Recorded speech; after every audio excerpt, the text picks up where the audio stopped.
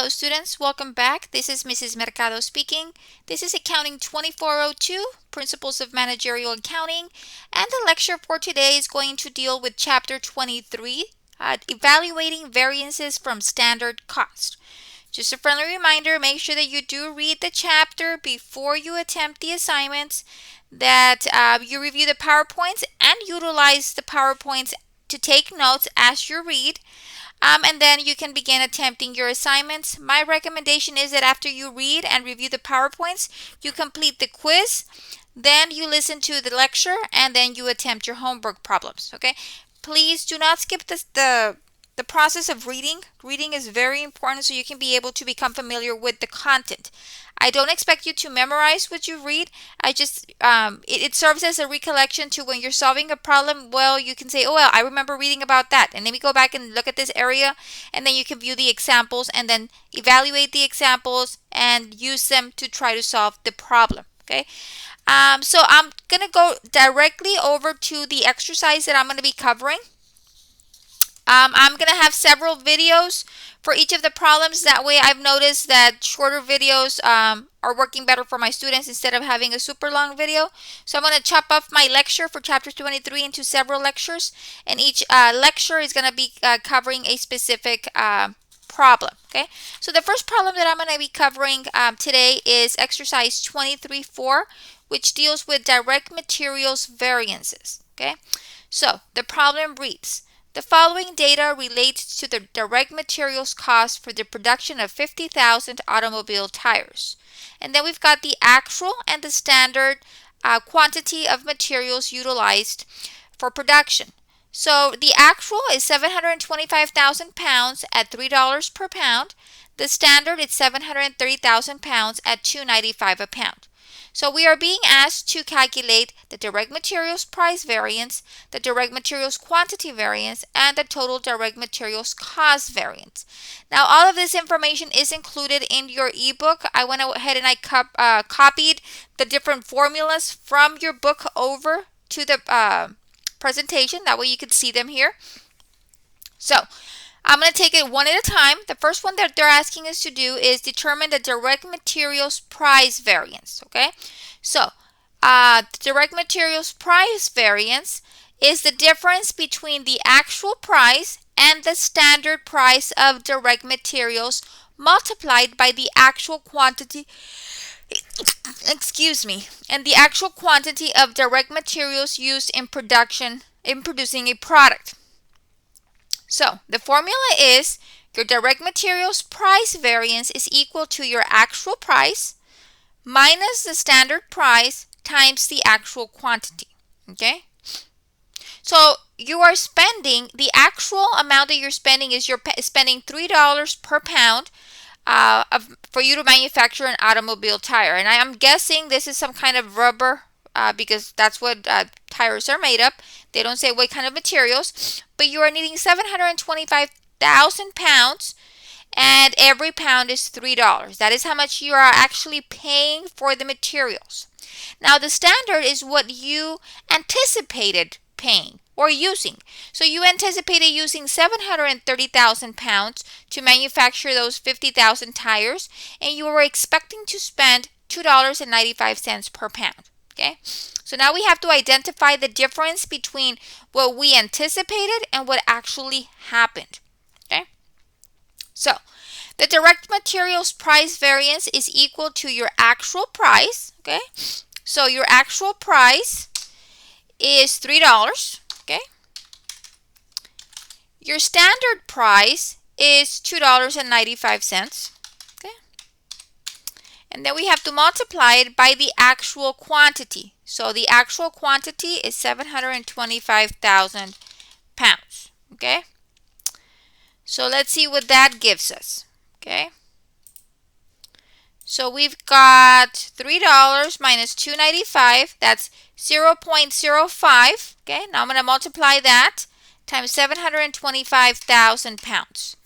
That's going to give me 36,250. Okay, 32,000. I'm sorry, 36 was it? Let me see. Let me go back. 36,250. Okay, 36,250. Okay. Now we need to figure out if this variance is favorable or unfavorable. Okay, so direct materials. Okay, this is the direct materials price variance. Okay, so the price variance. So you spend $36,250. That's your direct materials price variance. Okay, this is your direct materials price variance. Now the question is, okay, is it favorable or unfavorable? So we have to compare. Okay, well, first of all, my what I actually paid a pound for my materials was $3. Okay, we were anticipating spending $2.95. So the question is, did we pay more or less for our materials? Well, in this case, we spend more. We spent $3 when we thought we were going to spend $2.95. So that difference in price cost me to spend $36,250 more. Okay? So when you spend more money, is that favorable or unfavorable to the company? That would be an unfavorable expense here. Unfavorable. Unfavorable. Okay? Let me delete this, okay? Just like that, unfavorable. Okay? So my direct materials price variance is $36,250. Unfavorable. And it is unfavorable because you spend more money. Your actual cost was greater than your standard cost. So that cost you to spend more money, resulting in an unfavorable variance. Okay? So you spend more money. This has to do with direct materials price variance. You spend more price, okay? Very important. This one is dealing with the price, okay? Okay. Now, the second one is your direct materials quantity variance, okay? Your direct materials quantity variance is the difference between the actual quantity and the standard quantity of direct materials used in producing a product multiplied by the standard direct material price. So in the second one, we're going to actually compare the actual units or the amount of materials used to produce our goods, okay? Did we use what we anticipated in pounds of material, or did we use less, or did we use more? What happened? Okay, what's happening here? So to calculate that, we're going to get our actual quantity. My actual quantity was 725,000 pounds. Okay. You're going to subtract your standard quantity. We anticipated using 730,000 pounds of material. Okay. So what does that mean? That means that we spend less material than we anticipated, and we were still able to produce those 50,000 tires. Okay. And then I'm going to multiply it times my standard price. My standard price is $2.95. Okay. So now let's see what that gives us. So it's 725,000 minus 730. That gives me a negative 5,000. So what does that mean? Okay, that means that we spent 5,000 less pounds than we had anticipated. So that's good.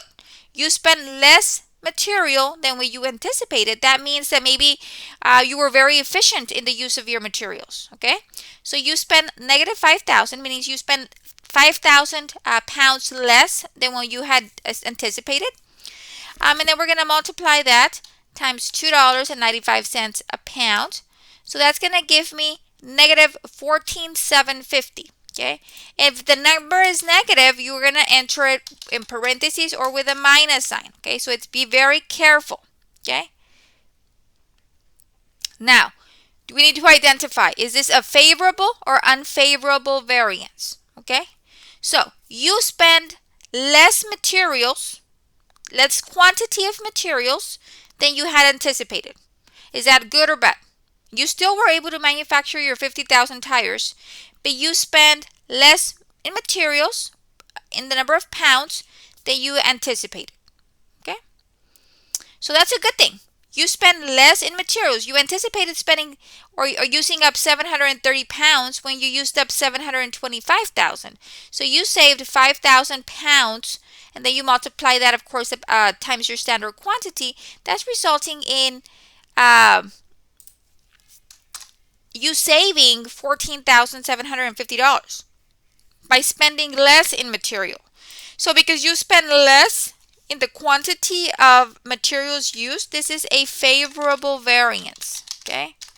So this is when you have to talk to yourself and say, okay, is it good that I spend less? Did I spend more? What's going on? Okay. In this case, it's favorable because you spend less materials than you had anticipated. You anticipated wasting or using up 730,000 pounds. Well, guess what? You only used up 725,000 pounds. You multiply that against your standard cost, and that's going to give you a savings of $14,750. Okay. Now, your total direct materials cost variance. Now, this takes into account both your price and your quantity variance. Okay. Remember, one is dealing with price, the other one is dealing with quantity. Okay. So, in the first one, you spend more than when you had anticipated. In the second one, you used up less materials than you anticipated. Now, this is going to be the overall impact to your materials cost variance. Okay. Your total direct material cost variance is your price difference plus your quantity difference. Okay. So, your price difference, which is what you calculated in letter A, that is a positive 36,250. Okay. And then you're going to add your quantity difference, which is what you calculated right here, quantity variance, and you had a negative 14,750. Okay.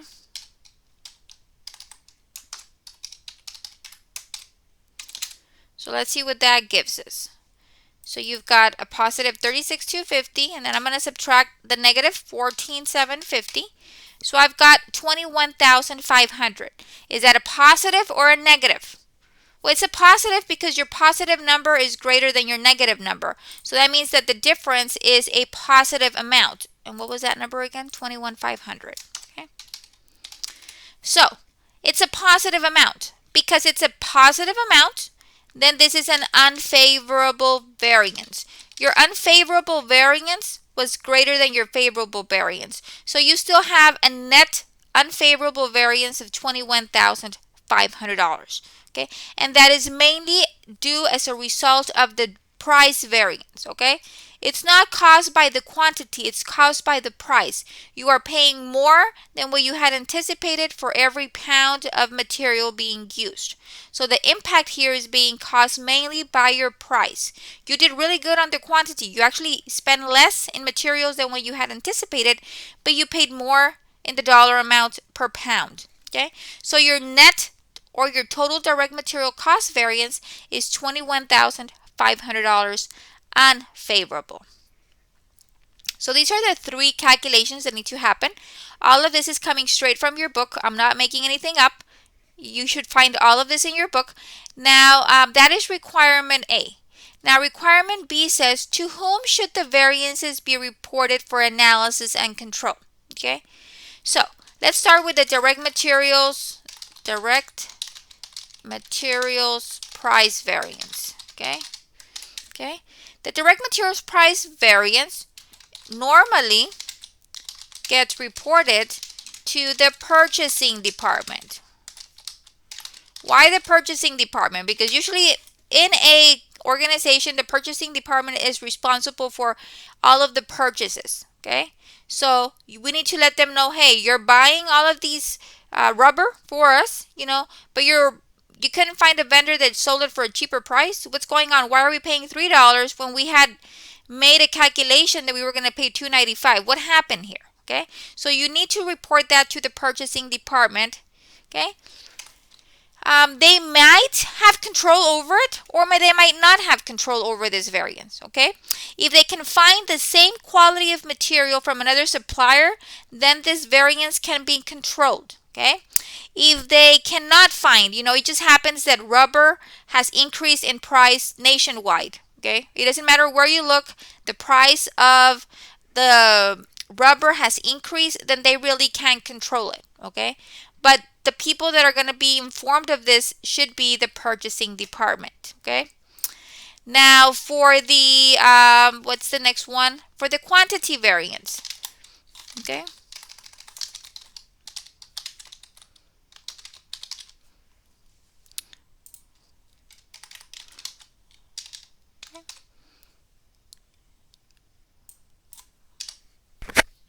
The quantity variance should be reported to the proper level of operating management, okay?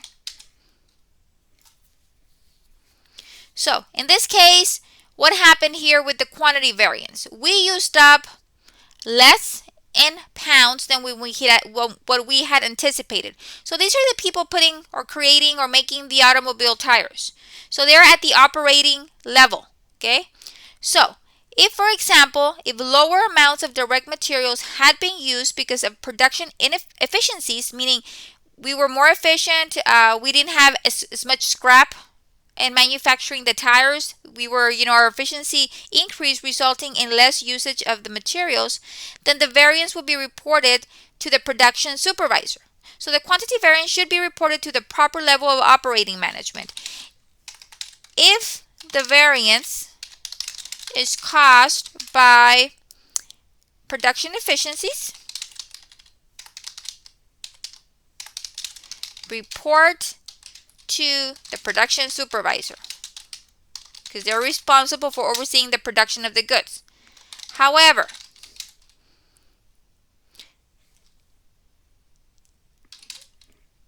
if the favorable use of raw materials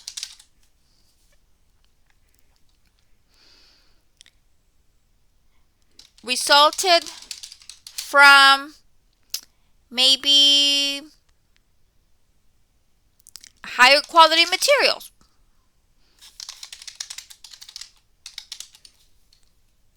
then the variance should be reported to the purchasing department. So what happens when we manufacture and we buy materials? Sometimes the quality of the material is not that good. So what ends up happening? We have to use more of the material. We have to scrap more because the quality is just not there. So if the reason that we are using up less rubber is because the rubber that we're purchasing is really good quality, that's causing us to be more efficient, then that needs to be reported to the purchasing department. That way they know, what?